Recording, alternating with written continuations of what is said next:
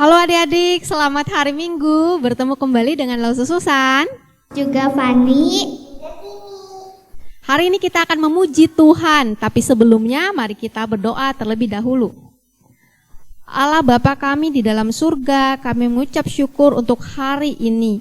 Kami mengucap syukur pada hari ini kami boleh memuji Tuhan dan mendengarkan kebenaran firman Tuhan. Kiranya Tuhan berkenan atas puji-pujian yang akan kami nyanyikan.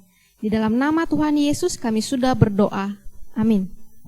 Nah adik-adik, kita akan menyanyikan lagu dari Terbit Matahari.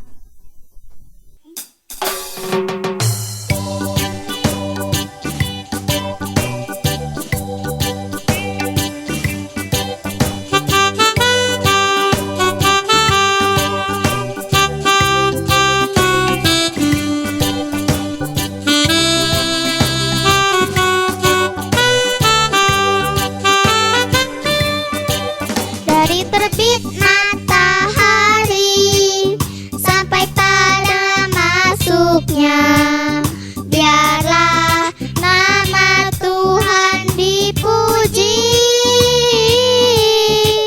Dari terbit matahari sampai pada masuknya, biarlah nama Tuhan dipuji. Puji Tuhan, puji Tuhan.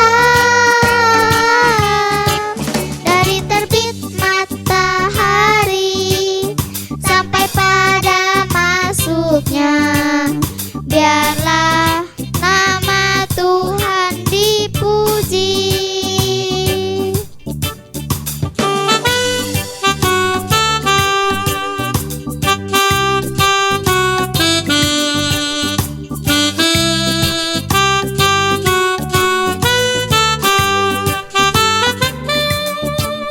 Dari terbit matahari sampai pada masuknya, biarlah nama Tuhan dipuji.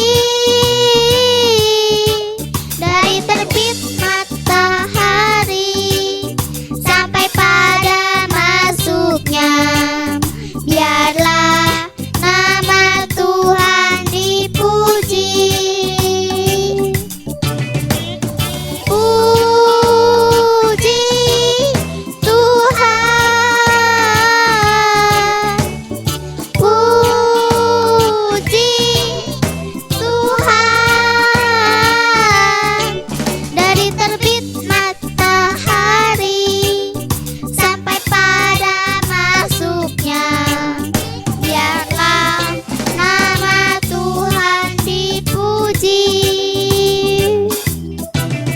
Biarlah nama Tuhan dipuji.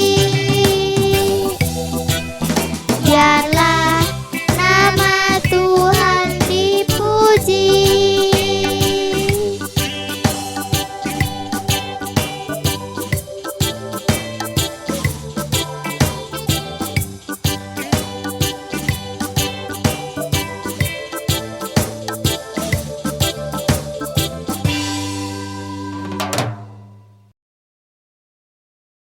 Adik-adik, sebelum kita mendengarkan kebenaran firman Tuhan, silahkan kalian memberikan persembahan sambil menyanyikan lagu Yesusku Luar Biasa.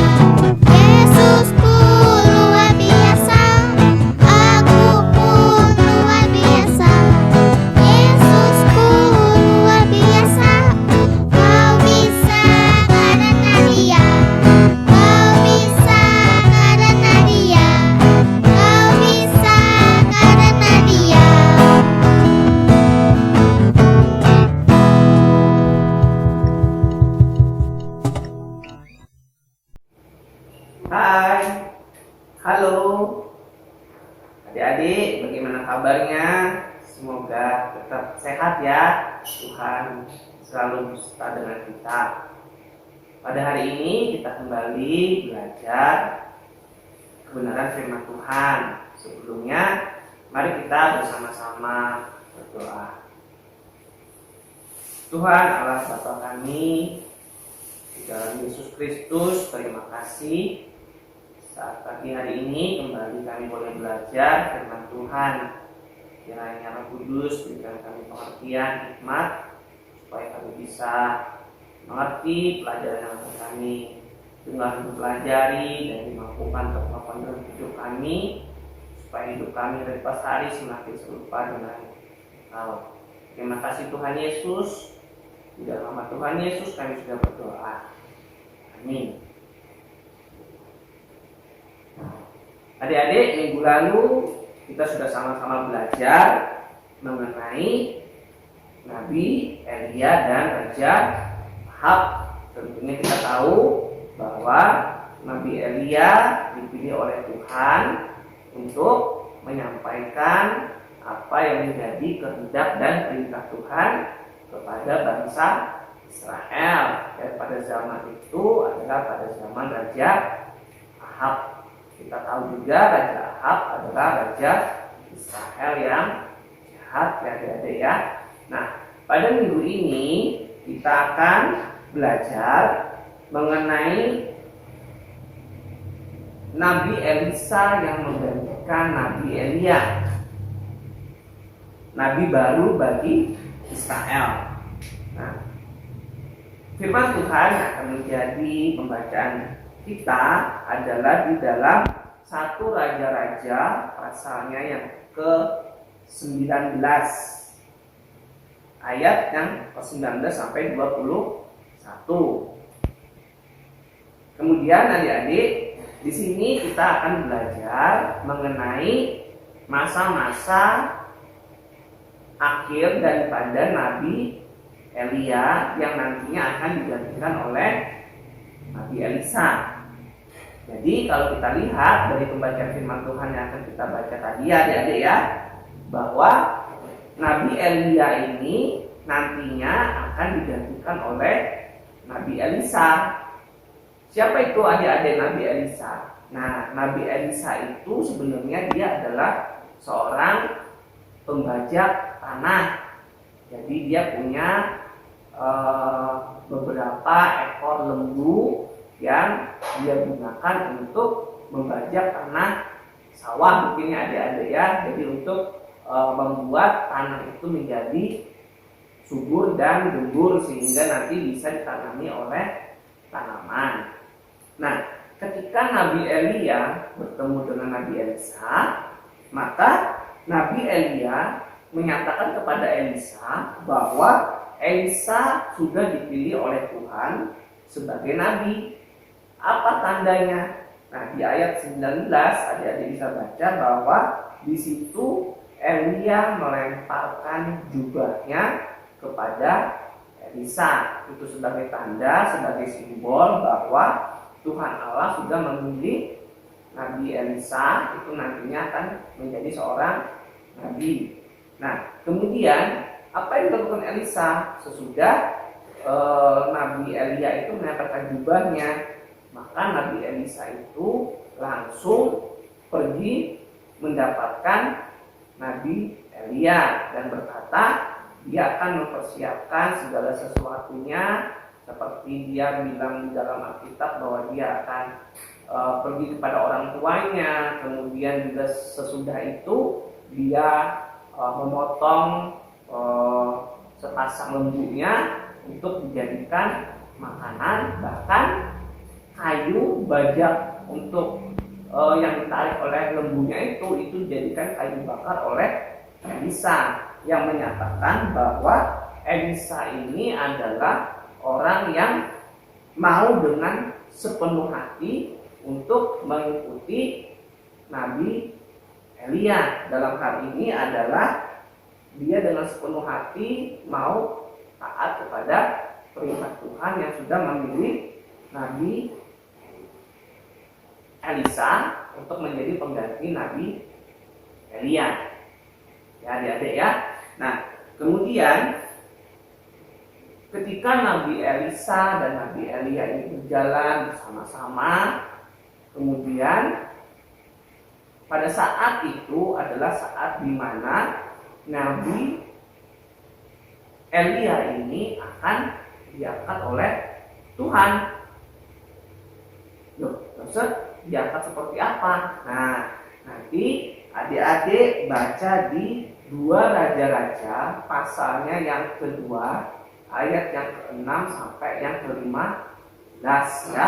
Di situ ada satu cerita yang sangat seru sekali, bagaimana Nabi Elia itu akan diangkat oleh Tuhan.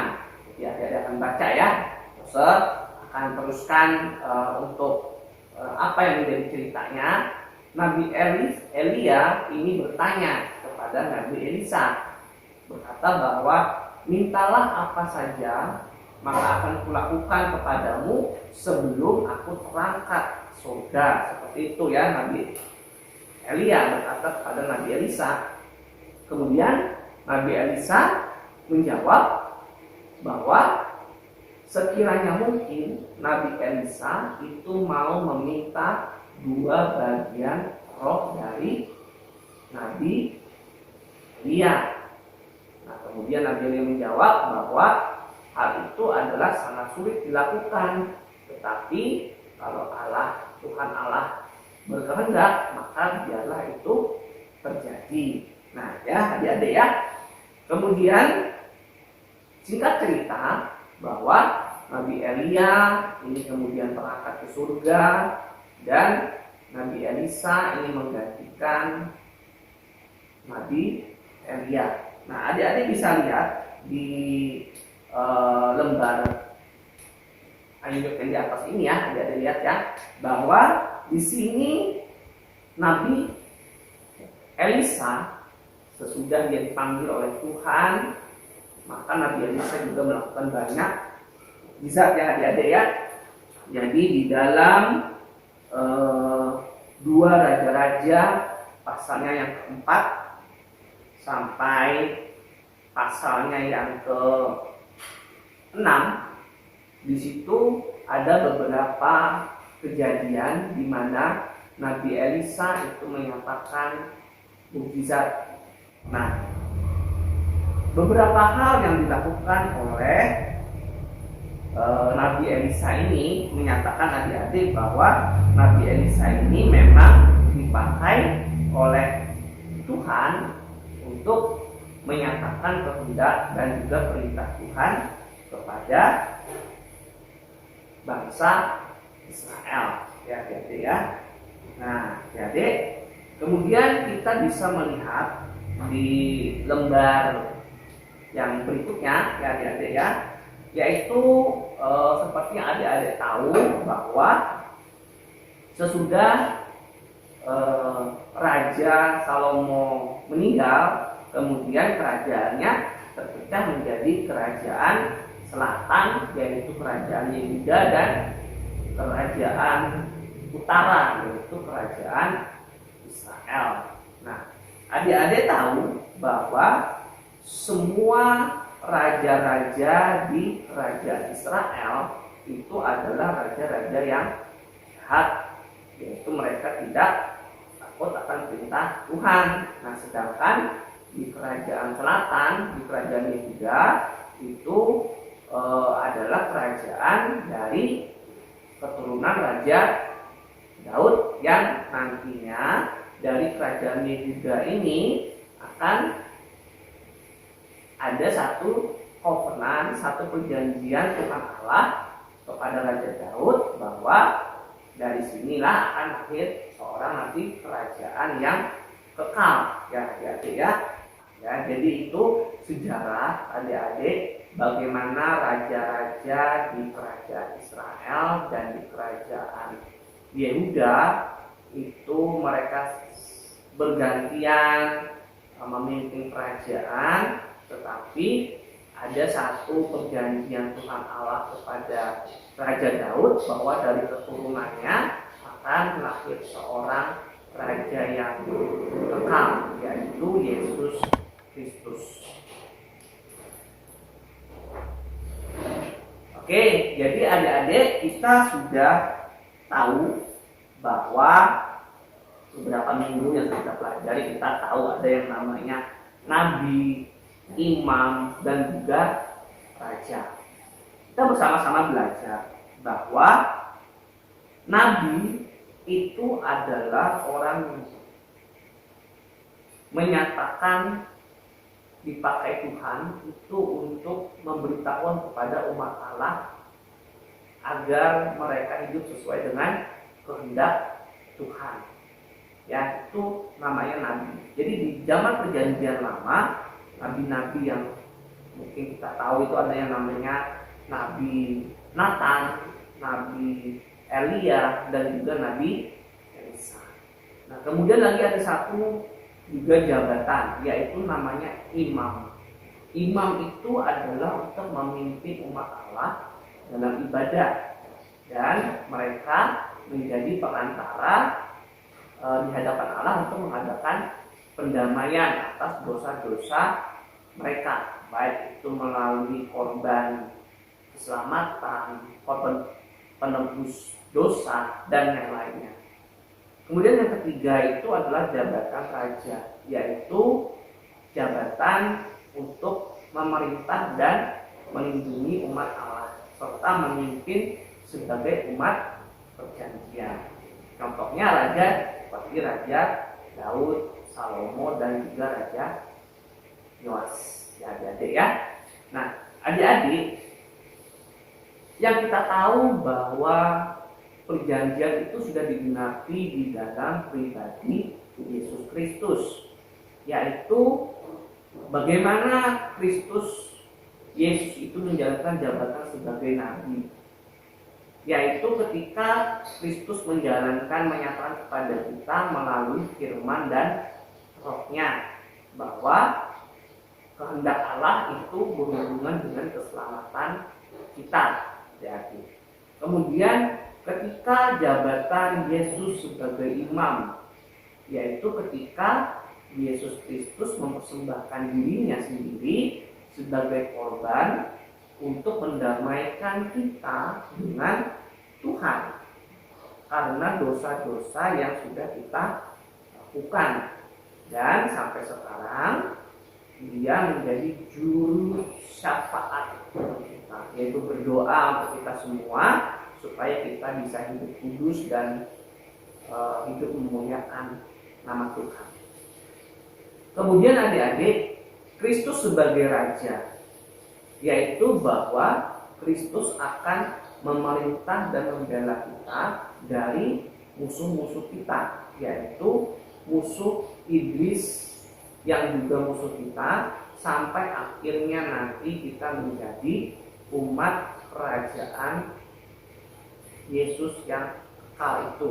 Jadi kita belajar bersama-sama bahwa nabi, imam, dan raja di perjanjian yang lama dulu itu sebagai gambaran yang nantinya digenapi di dalam pribadi Yesus Kristus sebagai nabi, imam, dan raja untuk orang-orang yang percaya kepada Dia.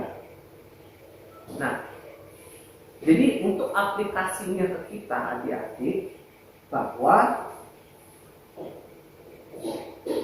Kristus sebagai nabi itu mengajarkan kepada kita tentang kehendak Allah dalam hidup kita.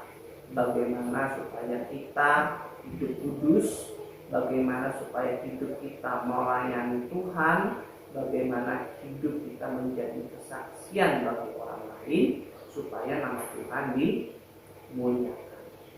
Kemudian Kristus sebagai imam, yaitu adalah Kristus itu sudah mati untuk dosa-dosa kita, dan Yesus itu terus-menerus berdoa untuk kita sebagai juru syafaat kita supaya hidup kita hari lepas hari semakin kudus.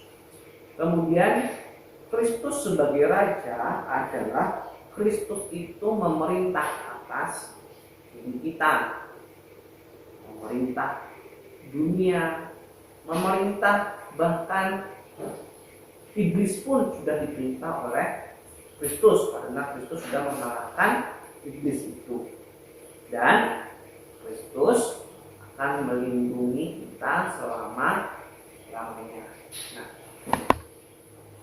aplikasi ini dalam kehidupan kita boleh kita maknai adik-adik bahwa itulah pribadi Yesus Kristus yang kita percaya sebagai Tuhan dan Juru Selamat kita.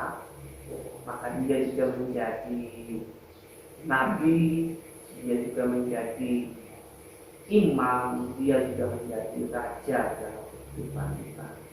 Biarlah adik-adik kita belajar bahwa kita mau senantiasa mengerti dan kiranya Roh Kudus yang akan memampukan kita, ya adik-adik ya. Nah, ada sebuah kembali ayat hafalan untuk kita ya adik-adik ya, yang terambil di dalam 2 Raja-Raja pasalnya yang ke-8 ayatnya yang ke-19. Adik-adik boleh hafalkan dan boleh kirimkan nanti di grup. Kita akan akhiri untuk firman Tuhan pada hari ini. Mari kita bersama-sama berdoa. Allah Bapa, kami bersyukur, mengucap syukur terima kasih kepada Tuhan Yesus karena Engkau sudah mengajarkan kepada kami kehendak Allah dalam kehidupan kami.